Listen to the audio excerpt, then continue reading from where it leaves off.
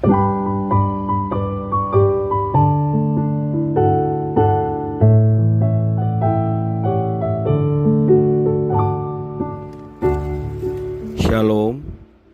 Devosi 1 Raja-Raja pasal yang keempat.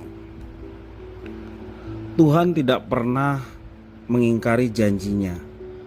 Karena itu umat boleh memegang janji Tuhan. Tentu umat harus bersandar pada Tuhan dalam ketaatan penuh. Hal itulah yang dialami oleh Salomo saat memerintah Israel. Dalam kitab 1 Raja-Raja mencatat bahwa Tuhan Allah mengaruniakan hikmat kepada Salomo sedemikian rupa, sehingga sebelum dan sesudah dia tidak ada orang yang seperti Salomo. Dari firman Tuhan pembacaan hari ini, 1 Raja-Raja pasal yang keempat, kita dibawa pada suatu panorama akan kejayaan Salomo dalam masa pemerintahannya. Ini terlihat dari adanya beberapa pejabat yang menikahi putri-putri Salomo. Dalam ayat yang ke-11, 15 menyatakan demikian. Pertama, Salomo sukses dalam mengatur pemerintahannya dengan menempatkan pejabat-pejabat pusat yang tepat sesuai dengan posisi masing-masing. Demikian juga dengan pejabat-pejabat daerah. Dengan memilih orang-orang yang tepat, Salomo bisa membangun kerajaan dan bangsanya menjadi makmur dan aman sentosa. Dan yang kedua, pemerintahan Salomo mencakup wilayah yang pernah dinubuatkan Allah kepada nenek moyangnya, yakni Abraham, dalam Kejadian pasal 15 ayat 18. Jelas ini merupakan kasih karunia Tuhan karena Salomo menjalankan perintahnya mengikuti hikmat yang Tuhan karuniakan kepadanya.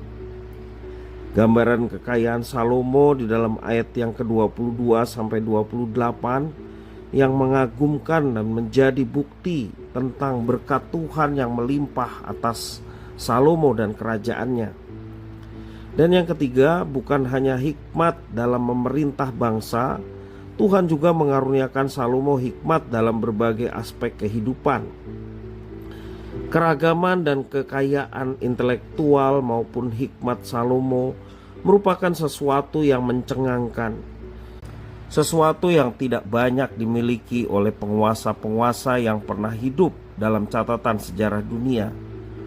Sedemikian berhikmatnya Salomo sehingga namanya harum di mancanegara, dan ini mengundang kekaguman, bahkan para raja tunduk kepadanya. Bagaimana dengan kita? Mungkin kita tidak bisa menjadi sama berhikmatnya seperti Salomo. Namun, Tuhan mengaruniakan hikmatnya untuk beragam aspek kehidupan kita yang bisa kita kembangkan maksimal bagi kemuliaan namanya dan tentu saja bermanfaat bagi banyak orang. Marilah kita senantiasa berdekat dengan Tuhan dan selalu meminta kepadanya hati yang penuh dengan pengertian. Karena itu dengan tekun kita mau belajar firman Tuhan dalam setiap kehidupan kita setiap hari, baik secara pribadi melalui perenungan setiap hari, maupun juga dalam pertemuan-pertemuan ibadah, persekutuan. Ketika firman Tuhan ditaburkan, hati kita yang haus dan rindu akan kebenaran, maka Roh Kudus memampukan untuk kita dapat mengerti apa yang Tuhan maksudkan dari firman Tuhan, serta Roh Kudus pula yang menuntun untuk kita dapat melaksanakan. Pengertian akan firman Tuhan yang kita baca dan renungkan, itulah hikmat Tuhan, dan itulah yang kita perlukan setiap hari, supaya kita tidak tersesat, supaya kita tidak salah jalan, sehingga apa yang kita kerjakan sungguh-sungguh berdasarkan pimpinan dan kehendak Tuhan. Tanpa kita membaca firman Tuhan dengan tekun dan merenungkannya, tidak mungkin kita mendapatkan hikmat Tuhan. Karena firman Tuhan itu adalah hikmat Tuhan, sehingga kita memerlukannya setiap hari untuk dapat menuntun hidup kita.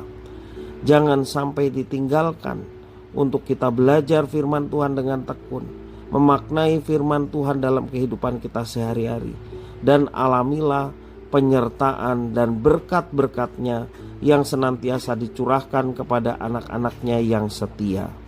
Tuhan Yesus memberkati.